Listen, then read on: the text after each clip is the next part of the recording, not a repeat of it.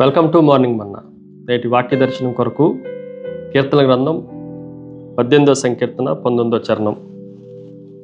విశాలమైన స్థలమునకు ఆయన నన్ను తోడుకొని వచ్చును, నేను ఆయనకు ఇష్టడును గనుక ఆయన నన్ను తప్పించును. మరొకసారి దేవుని వాగ్దానము, దావీదు అనుభవించిన పరిస్థితులు, అలాంటి పరిస్థితుల్లో ఉన్న మనకు కూడా దేవుని వాగ్దానము నిత్యము నిరంతరము అది సత్యమై ఉన్నది. ఈ వాగ్దానముల నుండి 4 ప్రాముఖ్యమైన విషయాలు ఈ ఉదయకాల సమయంలో మనం ఆలోచన చేయాలి. మొదటిది హెల్ప్లెస్ కండిషన్, మన నిస్సహాయ స్థితిని ఈ వచనంలో మనం ఆలోచన చేయొచ్చు.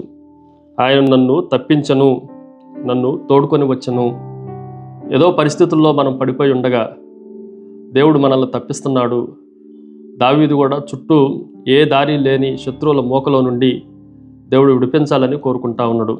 యోసేపు జీవితాన్ని కానీ దానియేలు జీవితాన్ని కానీ మనం ఆలోచన చేస్తే ఆ సింహాల గుహలో నుండి, ఆ భయంకరమైన గుంటలో నుండి వారు తమ్మును తాము విడిపించుకోలేరు. దేవుని సహాయత వారికి అవసరమై ఉంది. మనం కూడా కొన్ని పరిస్థితుల్లో, ఆర్థిక ఇబ్బందుల్లో, అనారోగ్య పరిస్థితుల్లో, కఠినమైన శ్రమల మధ్యలో మనల్ని మనం విడుదల చేసుకోలేము, విమోచించుకోలేము. అలాంటి నిస్సహాయ స్థితిలో దేవుని జోక్యము చాలా అవసరం. రెండో విషయాన్ని మీకు జ్ఞాపకం చేస్తాను. హ్యాండ్ ఆఫ్ డెలివరెన్స్, దేవుని దయగలిగిన హస్తము, విమోచన హస్తము. దేవుడు ఎప్పుడూ మనల్ని విడిచిపెట్టేవాడు కాదు.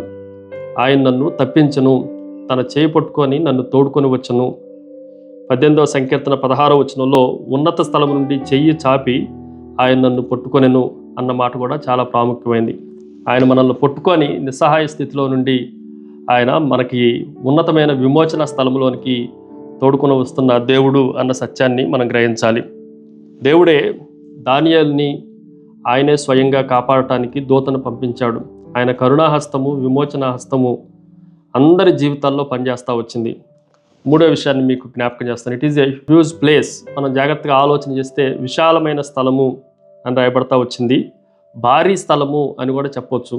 దేవుడు మనం జాగ్రత్తగా ఆలోచన చేస్తే మనల్ని ఎక్కడి నుండి విమోచించాడో, తప్పించాడో ఆ స్థలంలోనే మనల్ని ఉంచట్లేదు, కానీ ఆయన విశాల స్థలములోనికి మనల్ని తోడుకొని వచ్చేవాడు. ఇశ్రాయేలు ప్రజల్ని ఆయన తప్పించి ఐగుప్తులో ఉంచలేదు, కానీ విశాల స్థలమైన పాలు తీరంలో ప్రవహించే కనాను దేశంలోనికి వారిని నడిపించాడు.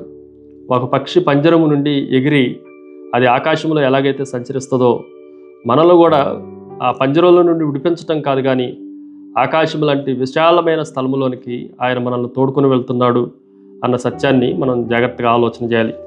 4వ విషయాన్ని మీకు జ్ఞాపకం చేస్తాను. It is heart of love. దేవుని ప్రేమ కలిగిన హృదయం అది మనల్ని తప్పిస్తుంది అన్న విషయాన్ని మనం గ్రహించాలి. తప్పిపోయిన కుమారుడు తండ్రి దగ్గరికి వచ్చినప్పుడు తప్పిపోయిన కుమారుడు యొక్క పనితీరును బట్టి తండ్రి ఇంట్లోనికి ఆహ్వానించలేదు.